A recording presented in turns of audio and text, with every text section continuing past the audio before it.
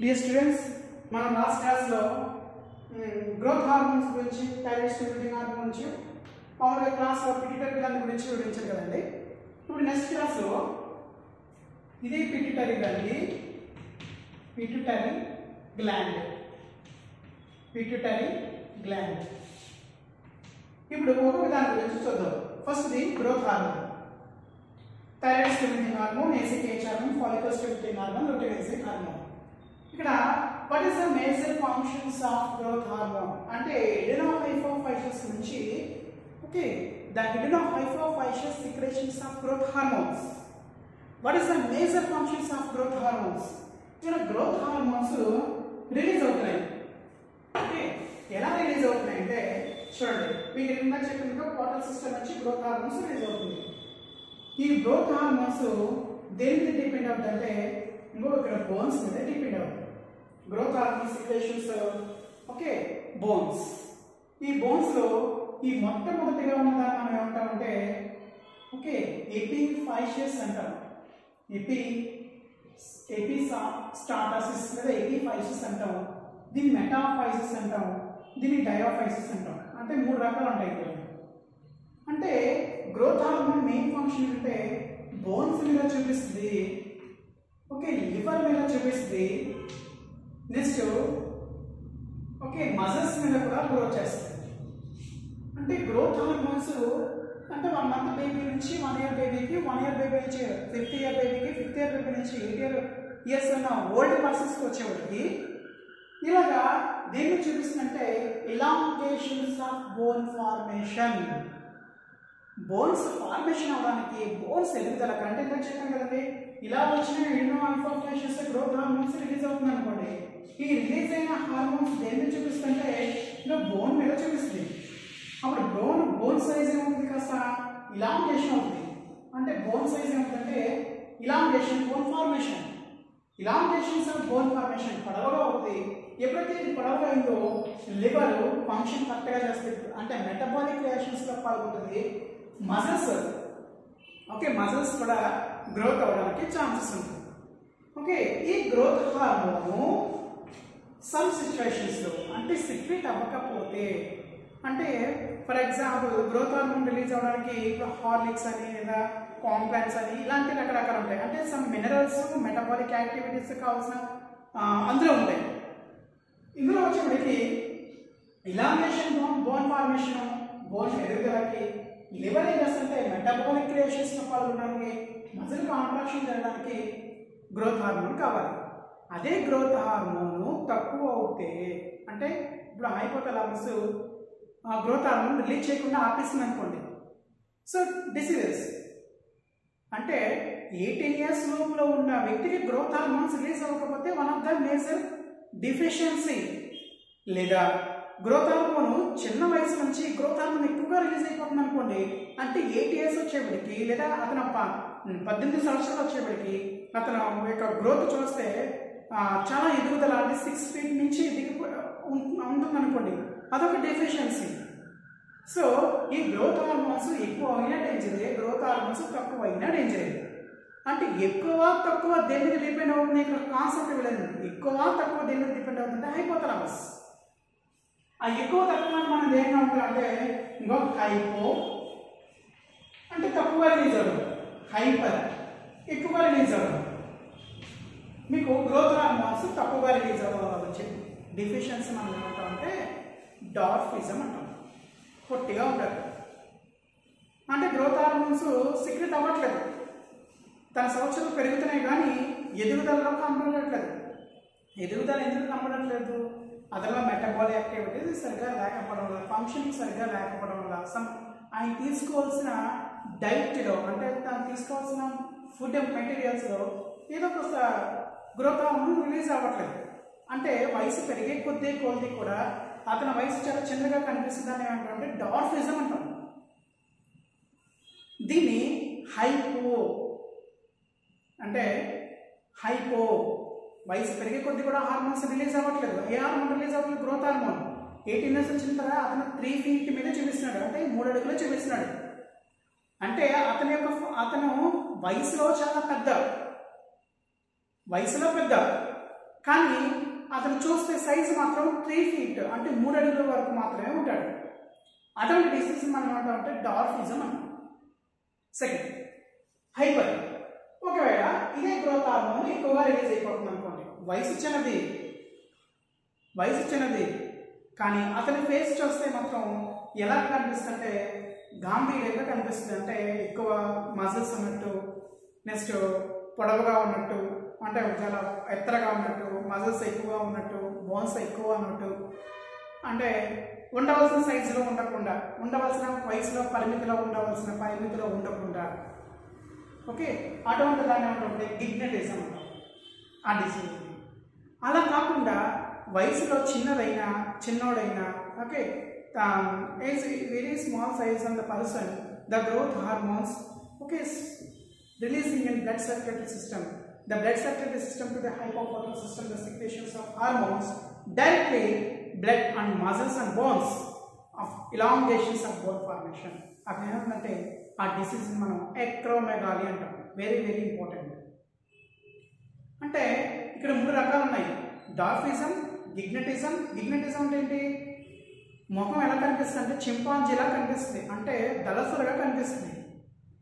అంటే దాన్ని మనం తెలుగులో దళసరి అంటాం. అంటే ఒక పెద్ద వయసులో ఉన్నట్టుగా కనిపిస్తుంది, అతని వయసు చిన్నది, దాన్ని గిగ్నటిజం అంటాం.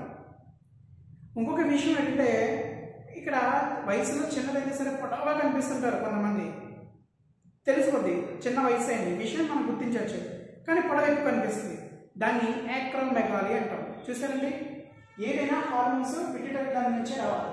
అంటే దీన్ని ఏమంటారంటే hypophyseal system. Very very important. ఎడినో హైపోఫైసిస్లో ఈ గ్రోత్ హార్మోన్ అనేది మీకు డార్ఫిజం గురించి చెప్పాను, యాక్రోమెగాలి గురించి చెప్పాను. ఇవి డిజార్డర్స్. హార్మోన్స్ ఎక్కువైనా డేంజరే, తక్కువైనా డేంజరే. అంతే నేను మీకు ఇందాక చెప్పాను, చర్యలు జరపడానికే హార్మోన్స్ ఉన్నాయి. నాన్ న్యూట్రియంట్స్ హార్మోన్స్ అనేవి మనకి పోషక పదార్థాలు కావు, బలాన్నిచ్చేవి కావు. హార్మోన్స్ అన్నది మెకానిజం. ఓకే, అది ఎదుగుదలకు కానీ లేకపోతే రిప్రొడక్టివ్ ఆర్గన్స్లో కానీ వాటి దేనికైనా సరే. సో మనం ఒక గ్రోత్ హార్మోన్ గురించి చెప్పుకున్నాం. అంటే elongation, bone formation, liver metabolic reactions తొందరగా జరగవలసిన టైంలో జరిగిపోద్ది. మజిల్స్ కూడా ఏమిటంటే పెరుగుదల చూపిస్తుంది. ఓకే, నెక్స్ట్ హార్మోన్ ఏంటంటే thyroid stimulating hormone.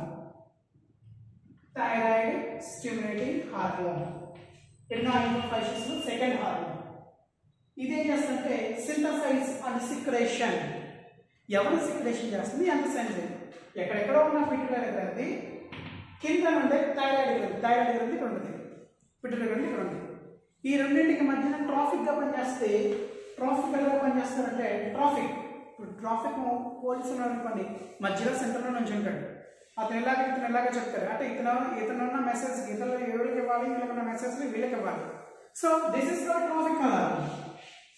Thyroid stimulating hormone. Thyroid నుంచి వచ్చే పిట్యూటరీ గ్రంథి నుంచి వచ్చే మెటబాలిక్ రియాక్షన్స్ అని థైరాయిడ్ గ్రంథి మీద చూపించాలి అంటే ఎవరి మధ్యలో థైరాయిడ్ స్టిమ్యులేటింగ్ హార్మోన్స్ కావాలి. మీకు థైరాయిడ్ గ్రంథి వచ్చినప్పుడు టాపిక్ మళ్ళీ వస్తుంది. Second ACTH hormone, adrenal cortical tropic hormone.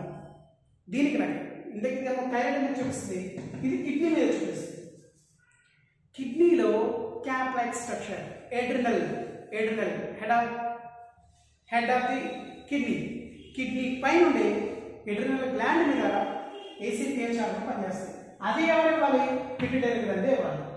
ఆ పిట్యూటరీ గ్రంథి నుంచి వచ్చే మెసేజ్ హైపోథాలమస్ నుంచి ఇవ్వాలి. అంటే ఎడ్రినల్ గ్రంథి ఎక్కడ ఉంది? కిడ్నీకి ఉందండి, పిట్యూటరీ గ్రంథి ఇక్కడ ఉంది. ఇక్కడ నుంచి వచ్చే హార్మోన్స్ యొక్క మెసేజ్ మధ్యలో ACTH hormone. This is called tropical hormone. Next వీళ్ళు ఏం చేస్తారంటే కిడ్నీ పైన ఫంక్షనింగ్ మెటబాలిక్ రియాక్షన్స్లో గ్లూకోకార్టికాయిడ్స్ అది కూడా వచ్చినప్పుడు మీకు విపులంగా వస్తుంది కిడ్నీ గురించి చెప్పినప్పుడు. Next follicle stimulating hormone. ఇది మేల్స్లో పనిచేస్తుంది, ఫీమేల్స్లో పనిచేస్తుంది. మేల్స్లో వర్కింగ్ వేరు, ఫీమేల్స్లో వర్కింగ్ వేరు. So follicle stimulating hormone different males functioning and different women functioning. What is the different functioning and women functioning అనేది నెక్స్ట్ క్లాస్లో నేర్చుకోవచ్చు. అంటే ఫంక్షన్ గురించి చెప్పాలంటే డైరెక్ట్గా చెప్పుకోవచ్చు మనం, అందుకని ఇంకా దీని గురించి షార్ట్కట్ అవసరం లేదు. అంటే ఫాలికల్ స్టిమ్యులేటింగ్ హార్మోన్ అంటే షార్ట్కట్లో ఫీమేల్స్లో మెచ్యూరల్ సైకిల్, ఒక మంత్ జరగాల్సిన మెచ్యూరల్ సైకిల్ మళ్ళీ కంటిన్యూషన్ ఇంకొక మంత్ జరగాల్సిన మెచ్యూరల్ సైకిల్కి తోడ్పడాలంటే ఫాలికల్ స్టిమ్యులేటింగ్ హార్మోన్ ఉండాలి. అదే మేల్స్లో వచ్చేటికి స్పెర్మటోజెనిసిస్, స్పర్మ్స్ని ఉత్పత్తి చేయడానికి, అంటే స్పర్మ్స్ని రీప్రొడ్యూస్ చేయడానికి ఫాలికల్ స్టిమ్యులేటింగ్ హార్మోన్స్ కావాలి. ఈ ఫంక్షన్ మీకు నెక్స్ట్ వివరంగా చెప్తాను. నెక్స్ట్ లూటినైజింగ్ హార్మోన్, ఈవిడి కూడా మేల్స్లో సెపరేటెడ్గా ఉంటుంది, ఫీమేల్స్లో సెపరేటెడ్గా ఉంటుంది. మేల్స్లో ఎలా పనిచేస్తుందంటే ఆండ్రోజన్స్, లీడింగ్ సెల్స్, మీ టెస్టోస్టిరాన్ హార్మోన్. మరి ఫీమేల్స్లో వచ్చేటికి ప్రొజెస్టరాన్ అండ్ ఈస్ట్రోజన్. అసలు what is the progesterone, estrogen పెద్ద సైకిల్, పెద్ద ప్రాసెస్. అసలు endocrinology is very vast subject, చాలా ఎక్కువ ఉంటుంది. కానీ దీని గురించి చదవాలి, దీని గురించి చేయాలంటే ఇలాంటి క్లాసెస్ సరిపోవు. సో దాని గురించి ఒక్కొక్క దాని గురించి మీకు హయ్యర్ టెక్స్ట్ బుక్స్లో నేర్చుకోవచ్చు, కానీ విపులంగానే చెప్తాను. లూటినైజింగ్ హార్మోన్ మేల్కి వచ్చేప్పటికి ఎలా పనిచేస్తుంది? Leydig cells, testosterones. Testosterone hormone ఎక్కడి నుంచి రిలీజ్ అవుతుంది అనే విషయం గురించి తర్వాత చూద్దాం. Next follicle stimulating hormone. Next prolactin. Prolactin okay, improvement of mammary gland, అంటే enlargement of mammary gland, the secretions of milk after the labor pain, the okay delivery or labor pain, after the delivery, labor pain, the coming of baby, enlargement of mammary gland, the secretions of sucking and baby milk, the secretions of milk, అంటే milk produce అవ్వాలన్నా, enlargement of mammary glands పెద్దవి అవ్వాలన్నా, ఏమి memory glands పెద్దవి అవ్వాలన్నా ఎవరు కావాలన్నా prolactin అనే హార్మోన్స్ కావాలి. ఇవన్నీ కూడా ఒక ఆధీనంగా పనిచేస్తాయి. కానీ ఇక్కడ న్యూరో హైపోఫైసిస్ మాత్రం వాసోప్రెసిన్, ఆక్సిటోసిన్ 2 హార్మోన్స్ కూడా న్యూరల్ సిస్టమ్ మీద డిపెండ్ అవుతుంది. ఓకే, ఇక్కడ వాసోప్రెసిన్ అన్నాను, ఆల్డోస్టిరాన్. ఈ క్లాస్లో రెగ్యులేషన్స్ ఆఫ్ కిడ్నీ చెప్పినప్పుడు రాస్, ఆల్డోస్టిరాన్ రెగ్యులేషన్స్ ఆఫ్ కిడ్నీలో రాస్ అని చెప్పాను. రాస్ అంటే రెనిన్, ఎన్జియోటెన్సిన్, ఆల్డోస్టిరాన్ సిస్టమ్. ఓకే, ఎలా జరుగుతున్న విషయం చెప్పానండి. బీపీ లెవెల్ తగ్గిపోవడం, బీపీ లెవెల్ ఇంక్రీజ్ అవ్వడం, జేజీ ఆపరేటర్స్ రావడం, రెనిన్ అండ్ ఎంజైమ్ రావడం, రెనిన్ ఎంజైమ్ ఇన్యాక్టివేషన్ కండిషన్ ఉన్నప్పుడు లివర్కి వెళ్ళడం, లివర్ నుంచేమో లంగ్స్కి రావడం, లంగ్స్ నుంచేమో కార్టెక్స్, కిడ్నీలో ఉన్న కార్టెక్స్ రావడం, కార్టెక్స్ రీజన్లో ఉండే కార్టెక్స్ రీజన్లో ఉండే డీసీటీ దగ్గరికి రావడం, డీసీటీలో ఉండే ఏడిహెచ్ రావడం, ఏడిహెచ్ మేజర్ ఫంక్షన్ అంటే డయాగ్రాసిస్, డయాబెటిస్. అంటే టోటల్గా షార్ట్కట్లో చెప్పాలంటే మన నెఫ్రాన్స్లో డీసీటీ, డిస్టల్ కాలరీ ట్యూబుల్ దగ్గర ఈ ఏడిహెచ్ అనే హార్మోను ఏం చేయాలంటే అక్కడికి వచ్చి మనకు కావాల్సిన మినరల్స్ని రీఅబ్జర్షన్స్లో పాల్గొని వేస్ట్ మెటీరియల్ని బయటకు పంపించడంలో ఏడిహెచ్ ముఖ్య పాత్ర వహిస్తుంది. అది కానీ లేకపోతే వచ్చే డిసీజ్ మనకి ఏం చెప్పాము? Diabetes insipidus. ఓకే, మరి ఆక్సిటోసిన్ ఏంటంటే మజిల్ కాంట్రాక్షన్. ఎవరి మజిల్ కాంట్రాక్షన్? లేబర్ టైం జరిగినప్పుడు యూట్రస్ దగ్గర మజిల్స్ ఫ్రీగా మూమెంట్ అవ్వడానికి, మూమెంట్ అవ్వడానికి, అక్కడ మజిల్స్ వదులుగా అంటే లూజీగా అవ్వడానికి ఈ ఆక్సిటోసిన్ హార్మోన్స్ వస్తాయి. ఈ హార్మోన్స్ అవ్వడం వల్ల అక్కడ నార్మల్ డెలివరీ అవ్వడానికి ఛాన్సెస్ ఉన్నాయి. ఓకే, ఇది ఆక్సిటోసిన్ యొక్క మేజర్ ఫంక్షన్. మరి ఇంకా పార్స్ ఇంటర్మీడియా ఉంది, ఈ లోపు ఉంది. ఈ పార్స్ ఇంటర్మీడియా నుంచి ఎవరు వస్తున్నారని చెప్పాను? మెలానోన్ స్టిమ్యులేటింగ్ హార్మోన్. మెలనిన్ అంటే కలర్. ఓకే, అంటే మన బాడీకి కావాల్సిన కలర్ ఇస్తుంది. మన బాడీకి కావాల్సిన కలర్ అంటే చూడండి, ఈ పిట్యూటరీలో లోబ్స్లో ఎండోహైపోఫైసిస్ లోబ్లకి ఇంక్లూడ్ అయిపోయింది. ఇంకా మనం దాంట్లో వచ్చే హార్మోన్స్ మనం దేనికి చూపిస్తే వర్టిబ్రేట్స్ మీద పెద్దగా చూపించదండి. అంటే అందులో హ్యూమన్ బాడీ మీద మూడు కలర్లు ఉంటాయి, అది వైట్, బ్లాక్, చామంచాయి. ఓకే, ఈ 3 కలర్ల మీద చూపిస్తారు తప్ప ఇంకే కలర్ మీద చూపించదు.